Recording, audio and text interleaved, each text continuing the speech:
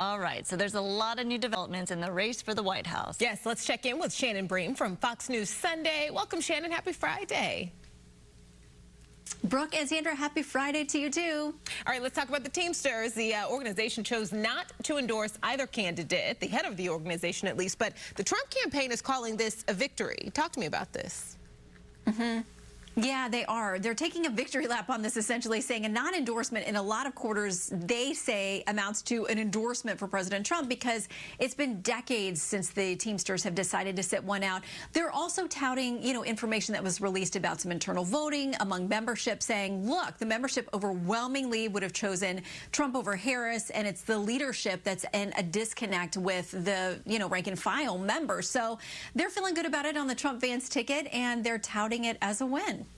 All right, another big event we were watching yesterday, Vice President Kamala Harris. She just had a star-studded campaign event hosted by Oprah Winfrey.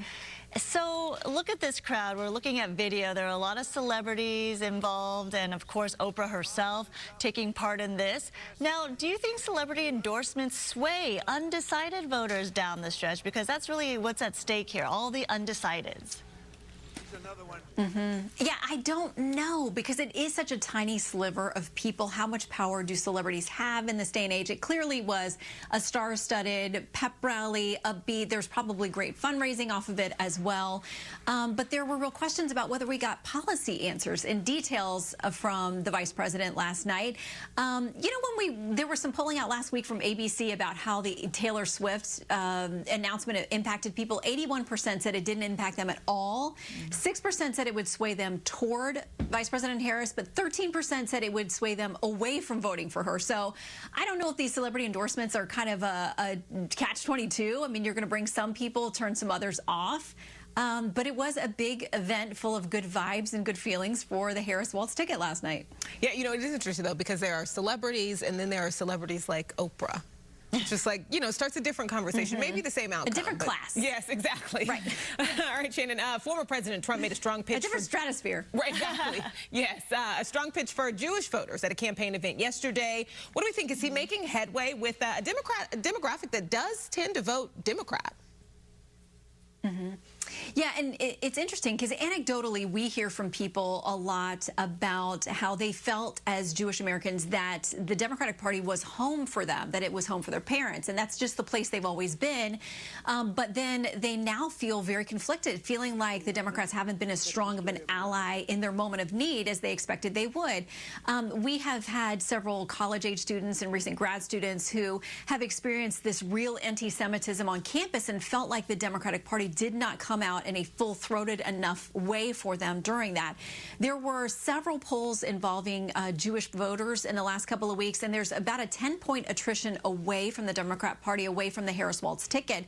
So in a really tight campaign, those kinds of things can make a difference. It's been really difficult for Democrats to navigate this because, remember, hundreds of thousands of people during the primaries who were very upset over this issue said that they would not vote for President Biden. They showed up as uncommitted. Many of those groups now saying they won't go with Vice President Harris either. So there's a schism within the Democrat Party over this and how Israel is executing its war in Gaza with Hamas. And I think President Trump wants to try to take advantage and say, like, we're united on this side. So many big topics, and I know you cover them all on your show. What's coming up for this weekend? So we're going to have a Republican and a Democrat from the House Task Force that is investigating now 2 assassination attempts on President Trump. They're trying to do this in a united bipartisan way, but we were told last week we'll be shocked and appalled at what we find out about the Secret Service breakdown. So hoping to get some more information from them. They've got a hearing next Thursday, get a preview. Governor Doug Burgum is going to be on with us, and we're just about to lock in our Democrat guest, and we'll put that out on socials this afternoon. I mean, people would likely be shocked about the big history of the Secret Service and some breakdowns there. It's a lot of interesting stories there, Shannon. Yeah, and we're going to hear from the Secret Service, the acting director, this afternoon at 1 o'clock Eastern time about what he can say so far about what fell apart and who's going to be held accountable. All right. Shannon, thank you. Fox News Sunday airs right here on Fox 11 Sunday morning at 8.